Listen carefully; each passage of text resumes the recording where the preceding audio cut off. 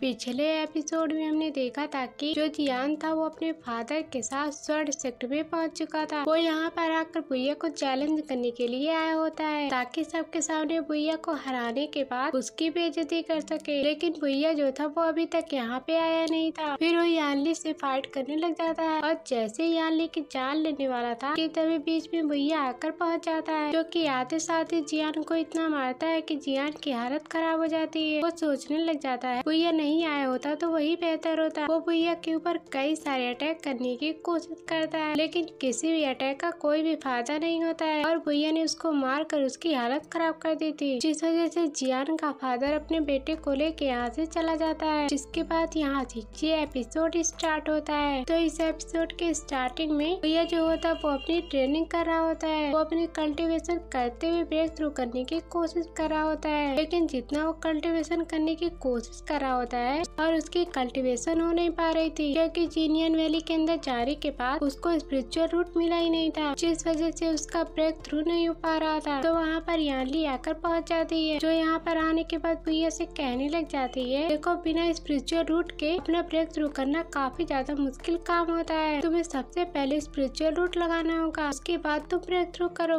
वरना तुम यहाँ पर अगर खुद के ऊपर ज्यादा प्रेशर डालने की कोशिश करोगे तो इससे तुम्हें ही नुकसान होगा और तुम्हारी हालत काफी ज्यादा खराब हो सकती है। तो इसलिए तुम्हें अभी अपने ऊपर उतना जोर नहीं डालना चाहिए। यहाँ पर यानली थोड़ा सा परेशान लग रही थी, तो फिर भैया उससे पूछता है क्या हुआ, सब कुछ ठीक तो है ना। तो फिर यानली बताना शुरू करती है स्टेट डिवाइन किंगडम के पास जालो पैलेस नाम की एक जगह है जहाँ पे एक एंशिएंट रुइन क्रिएट हुआ है, जो कि बिल्कुल खंडर जैसी जगह है। लेकिन ऐसा कहा जा रहा है वहाँ पर एक से बढ़कर एक ट्रेजर मौजूद है और दूर दूर के सेक्ट वाले जितने भी लोग हैं वो अपने डिसाइपल को भेज चुके हैं उसी एंशिएंट रूइंस में जाने के लिए, ताकि वो लोग वहाँ पे जाने के बाद जो भी हो सकता है अच्छे से अच्छे ट्रेजर को हासिल करने की कोशिश करें। और वहाँ पे काफी ज्यादा अच्छे ट्रेजर भी हो सकते हैं और तुम्हें वहाँ जाने के बाद स्पिरिचुअल रूट भी मिलता है। तो भैया कहने लग जाता है कहीं ये स्टेट डिवाइन किंगडम कोई चाल तो नहीं है कि वो हमारे सेक्ट के बंदे को जबरदस्ती वहाँ पे भिजवाना चाहते हैं, क्योंकि हमने उनकी पार्ट लगाई थी ना और वो उसी का पता ले रहे हो। तो फिर जानली कहती है मुझे तो इसके बारे में नहीं पता। इस पर भैया कहता है ठीक है अब तो वहाँ पर जाकर ही पता चलेगा, मैं वहाँ पे जाऊँगा, हो सकता है मुझे वहाँ पे जाने के बाद मेरा स्पिरिचुअल रूट मिल जाए और अगर वहाँ पे स्टेट डिवाइन किंगडम के लोग आकर मुझ पर अटैक करते हैं तो मुझे उससे कोई फर्क नहीं पड़ता। मैंने पहले भी उनका बैंड बजाया था और अभी उनका बैंड बजा डालूंगा। फिर उसके बाद वो जो यानली थी वो कहने लग जाती है नहीं भैया तुम वहाँ पे अकेले नहीं जाओगे, मैं भी तुम्हारे साथ जाऊंगी, क्योंकि मुझे नहीं पता वो स्टेट डिवाइन किंगडम के लोग कितने ज्यादा खतरनाक है और अगर कहीं तुम्हें कुछ हो गया ना तो ये चीज मुझसे बर्दाश्त नहीं होगी, तो इसीलिए तुम मुझे अपने साथ ले चलो। तो फिर भैया कहने लग जाता है सीनियर यानली आपको फिक्र करने की कोई जरूरत नहीं, मैं इतना भी कमजोर नहीं कि मैं खुद को प्रोटेक्ट ना कर सकूं। मैं वहाँ पे जाऊंगा और खुद को आराम से प्रोटेक्ट कर लूंगा, आप बस यहाँ पे आराम से रहिए और मुझे कामयाब होके आता हुआ यहाँ पे देखना। इसके बाद हम तालवो लैंड का सीन देखते हैं। यहाँ पर आना है सभी को और सभी के आस पास होगा एंशिएंट रूइंस जहाँ की यानली बात कर रही थी। यहाँ पर हम कुछ बंदों को देख पाते हैं जिसके ऊपर लड़की अटैक कर रही होती है, वो कोई डीमन कल्टीवेटर लग रही होती है। वो दो बंदों के ऊपर अटैक करते हुए उनकी हालत पूरी तरीके से खराब कर देती है। लेकिन वहाँ पर एक और लड़की भी होती है जो कि अभी भी उस डीमन कल्टीवेटर के साथ फाइट करने के लिए तैयार होती है। वो लड़की कहने लग जाती है तूने मेरे पेरेंट्स को जान से मार दिया था, तो आज मैं यहाँ पर तुझे मार करना अपने पेरेंट्स की मौत का बदला लूंगी, मैं तुझे नहीं छोड़ने वाली हूँ। इसके बाद वो अपनी बांसुरी बजाते हुए काफी खतरनाक अटैक को रेडी करने लग गई थी, जहाँ पर उसकी धुन से ही जंगल में जितने भी लोग थे वहाँ पे आने लग जाते हैं। लेकिन वो डीमन कल्टीवेटर कहती है ये स्नेक्स मेरे क्या ही उखाड़ लेंगे, मैं तो इनको ऐसे ही काट डालूंगी। तो फिर वो अपनी पावर का इस्तेमाल करते हुए सबसे पहले स्नेक को मारती है और उसके बाद वहाँ से जा चुकी थी उस लड़की के ऊपर अटैक करने के लिए। लेकिन वहाँ पे और कई सारे स्नेक आकर पूरी तरह से उसको जकड़ लेते हैं, जो को डीमन कल्टीवेटर थी। इस चीज को देखकर वो लड़की कहने लग जाती है तुम अब नहीं बचोगी, आज फाइनली मेरे पेरेंट्स की मौत का बदला पूरा हो जाएगा और उनकी आत्मा को शांति मिलेगी, तो तुम मरने के लिए तैयार हो जाओ। तो जैसे वो डीमन कल्टीवेटर के ऊपर अटैक करती है वो डीमन कल्टीवेटर खुद को छुड़ाती है और उस लड़की को उठाकर वहाँ से दूर फेंक चुकी थी। वो उससे कहने लग जाती है तुझे क्या लगता है ये छोटे मोटे स्नेक मेरा कुछ बिगाड़ पाएंगे, ऐसा कभी नहीं होगा, ये तो मेरे बाएं हाथ का खेल है, इनको खत्म करना। वो यहाँ पर उस लड़की की जान लेने की कोशिश करती है, वो कहती है तुझे यहाँ पर तुझे तेरे पेरेंट्स के पास ही भेज देती हूँ। लेकिन तभी वहाँ पर भुइया की स्ट्रिक आ जाती है, जो कि आते साथ ही उस डीमन कल्टीवेटर के ऊपर अटैक कर दिया था। यहाँ पे आने के बाद भुइया जो था वो सीधा का सीधा उस डीमन कल्टीवेटर को मारने लग जाता है और वो उससे कहता है, तुम डीमन कल्टीवेटर का यही काम है मासूम लोगों को परेशान करना, इसीलिए जितने भी मेरे रास्ते में डीमन कल्टीवेटर आते हैं ना, मुझे उनसे नफरत है, मैं उन सभी को जान से मार डालूंगा, तो इसलिए तुम भी मरने के लिए तैयार हो जाओ। ये देखकर वहाँ पे जो डीमन कल्टीवेटर थी वो काफी ज्यादा हैरान हो चुकी थी और उससे कहती, आखिर तू है कौन, तेरी हिम्मत कैसे हुई मेरे ऊपर अटैक करने की, मैं तेरी जान ले लूंगी। और जैसे वो यहाँ पे भुइया के ऊपर अटैक करने वाली थी कि भुइया अपने 1000 टेक्निक को एक्टिवेट कर लेता है और उसने उसकी मदद से एक के बाद एक करते हुए 1000 स्वॉर्ड को गिरा दिया था उसी डीमन कल्टीवेटर के ऊपर। इस वजह से डीमन कल्टीवेटर की हालत काफी ज्यादा खराब हो चुकी थी। लेकिन वो डीमन कल्टीवेटर इतनी जल्दी तो हार मानने वाली में से नहीं थी। वो दोबारा से अपने पावर का इस्तेमाल करते हुए भुइया के ऊपर अटैक करने की कोशिश कर रही थी, लेकिन भुइया उसके सारे अटैक को रोके जा रहा था, जिससे भी उसके अटैक का भुइया के ऊपर कोई भी असर नहीं होता है। वो लड़की यहाँ पर अपनी पावर का इस्तेमाल करते हुए उसका जो वेपन था उसकी सबसे खतरनाक टेक्निक का इस्तेमाल था घोस्ट अनाहिलेंस स्लैश। अपने वेपन की मदद से इसी अटैक को रेडी करते हुए भुइया के ऊपर अटैक कर चुकी थी, लेकिन भुइया उसके अटैक को आसानी के साथ झेल लेता है, जिस वजह से उसको कुछ भी नहीं हुआ था। तो फिर डीमन कल्टीवेटर समझ चुकी थी कि भुइया का मुकाबला करना बहुत ही ज्यादा मुश्किल होगा, तो इसीलिए वो यहाँ से तुरंत ही भाग जाती है। ये कहते हुए, भुइया तू यहाँ पे तो अभी बच गया, लेकिन अगली बार तुम नहीं बचोगे, मैं फिर से आऊंगी तुम्हारी जान लेने के लिए, तो इसलिए तुम अपने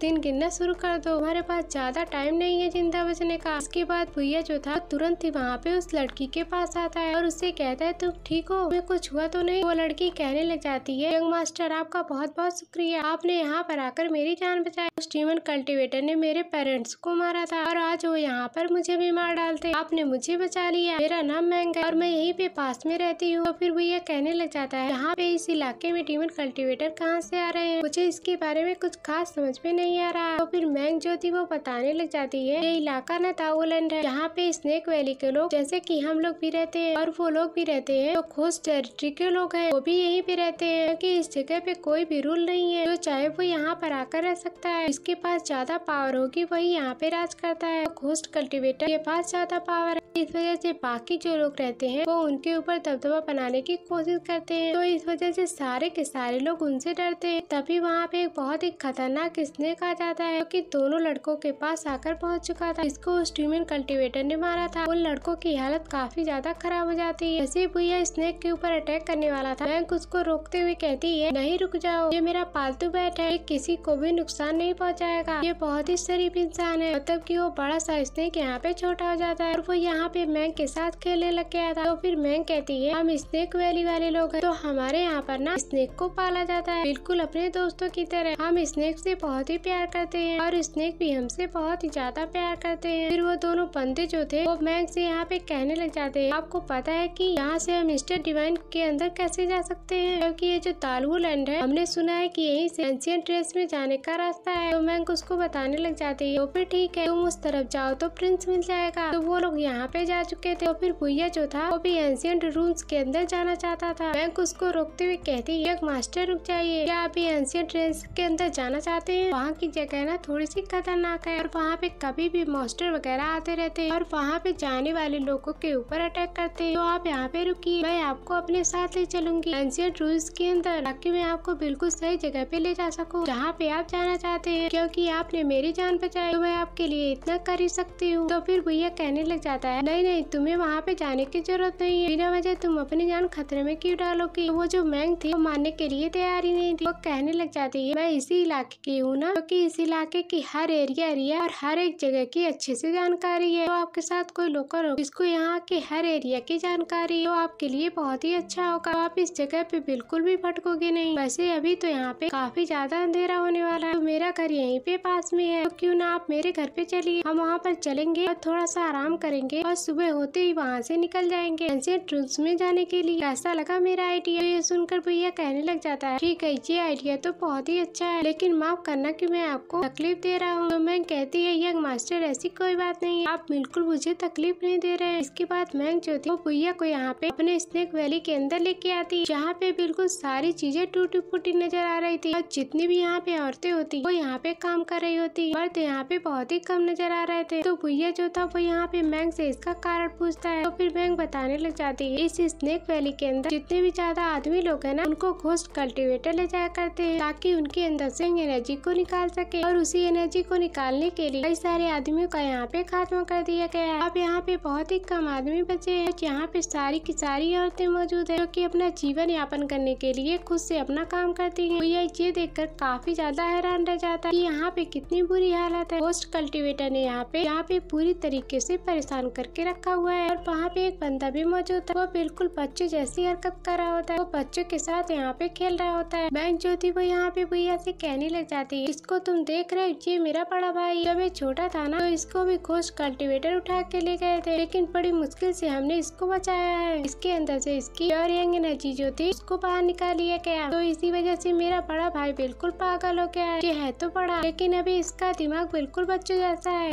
इसलिए हमेशा बच्चों के साथ ही खेला करता है और इसी तरह की हरकत करता रहता है। और वो जो मैंग का बड़ा भाई था वो भैया को यहाँ पे देखकर वो उसको कोई अजनबी और मेहमान समझकर उसको हाय बाय करने लग जाता है। वो बिल्कुल अजीब अजीब हरकत कर रहा था। ये देखकर भैया को उसके ऊपर काफी ज्यादा तरस आता है। बेचारा कितना अच्छा कल्टीवेटर हो सकता था, इसकी तो पूरी जिंदगी बर्बाद कर दी। तो इसी वजह से मुझे हमेशा उस घोस्ट कल्टीवेटर के ऊपर गुस्सा आता है कि वो लोग हमेशा मासूम लोगों के ऊपर अत्याचार करते हैं। फिर उसके बाद भैया जो था वो यहाँ पे मैंग से कहने लग जाता है, तुम मुझे यहाँ पे लेके आई हो, क्या तुम्हारा इरादा सिर्फ इतना ही है कि तुम मुझे यहाँ पर अच्छे से रखोगी और उसके बाद मुझे यहाँ से एंशिएंट रूट्स के अंदर लेके चलोगी, या फिर तुम्हारा इरादा कुछ और भी है। फिर जो मैंग थी वो यहाँ पे कहने लग जाती है, यंग मास्टर आपने बिल्कुल सही पहचाना, यहाँ पे आपको इसलिए लेकर आई हूँ ताकि आप हमारी मदद कीजिए, और जो आप कहेंगे मैं वो करने के लिए तैयार हूँ, लेकिन उसके बदले आपको मेरी थोड़ी सी मदद करनी होगी, क्योंकि ये जो घोस्ट कल्टीवेटर है ना उनका खात्मा कर दीजिए। मैंने आपको देखा था, आपके पास बहुत ही ज्यादा पावर है, और अगर आप घोस्ट कल्टीवेटर का खात्मा करते हैं ना, इसके बाद हम स्नेक वैली वाले लोग आराम से अपनी जिंदगी गुजार पाएंगे। बस ये छोटी सी रिक्वेस्ट है आपसे मेरी, प्लीज आप मेरी हेल्प कर दीजिए। उसके बाद मैं आपको एंशिएंट रूइंस के अंदर लेके जाऊंगी, और जो चीज आपको चाहिए मैं आपके लिए वो हर एक चीज करने के लिए तैयार हूँ। लेकिन भैया यहाँ पे उसको कुछ जवाब नहीं देता। क्या भैया उसकी शर्त पे हामी भरी या फिर नहीं भरी? अगर घोस्ट कल्टीवेटर उसके रास्ते में आएंगे तो वो उनको अभी नहीं छोड़ने वाला। तो इसके बाद हम उसी घोस्ट कल्टीवेटर को देखते हैं जो कि अपने महल के अंदर बैठ चुकी थी। वो यहाँ पे आने के बाद कहने लग जाती है, सिक्स ब्रदर आप यहाँ पे आ ही गए हो तो आप छुपे क्यों हो, बाहर निकल कर आ जाओ ना, जब आप यहाँ पर मुझसे मिलने के लिए आए हुए हो। तो सिक्स ब्रदर जो था वो यहाँ पे कहने लग जाता है, देखो मुझे यहाँ पे एल्डर ब्रदर ने भेजा है। अचानक में यहाँ पर आलू लैंड के अंदर एक रूइंस एंशिएंट अपीयर हुआ है, एक एंशिएंट रूइंस अपीयर हुआ है, और वहाँ पे जाने के लिए बहुत दूर दूर से बहुत सारे बंदे आ रहे हैं, और उसमें काफी ज्यादा लड़के भी शामिल होंगे। तो हम बहुत ही आसानी के साथ उनकी यंग एनर्जी को हासिल कर सकते हैं। तो फिर वो डीमन कल्टीवेटर कहने लग जाती है, हाँ तुम बिल्कुल सही कह रहे हो, और कुछ टाइम पहले ना मैं एक दालू लैंड के बंदे से मिली, मेरी उसके साथ फाइट भी हुई, और जब मैंने उसको चेक किया तो वो बिल्कुल प्योर बंदा है, और उसकी यंग एनर्जी इतनी ज्यादा प्योर है कि उससे ज्यादा प्योर यंग एनर्जी मैंने पहले कभी नहीं देखी। बस एक बार वो बंदा यहाँ पर आ जाए मैं उसकी यंग एनर्जी छीन लूंगी। तो यहाँ पर भैया की ही बात कर रहे थे, उसने भैया के साथ फाइट की, उसके यंग एनर्जी के बारे में उसको पता चला था। अब हर लड़के के अंदर यंग एनर्जी होती है, अगर वो किसी भी लड़की के साथ कुछ तरह के काम नहीं किए हो तो, और अगर वो प्योर हुआ तो, और लड़की के अंदर यंग एनर्जी होती है और उसका भी सेम रूल है, अगर वो किसी लड़के के साथ उस तरह के काम नहीं कर रहे तो वो भी बिल्कुल प्योर होती है। इस तरह से बनती है जन और यंग एनर्जी। फिर वो जो सिक्स ब्रदर था वो यहाँ पे कहने लग जाता है, आखिरकार उस इंसान की हिम्मत कैसे हुई जो कि तुम्हारे ऊपर अटैक किया, मैं अभी जाकर उसकी जान ले लेता हूँ। तो फिर डीमन कल्टीवेटर कहती है उसकी कोई जरूरत नहीं है, मैं अकेली काफी हूँ उस भैया की जान लेने के लिए, तो इसलिए तुम उसकी बिल्कुल भी फिक्र मत करना। तो इस सीन को दिखाते साथ ही ये एपिसोड यहीं पर एंड हो जाता है। Thanks for watching.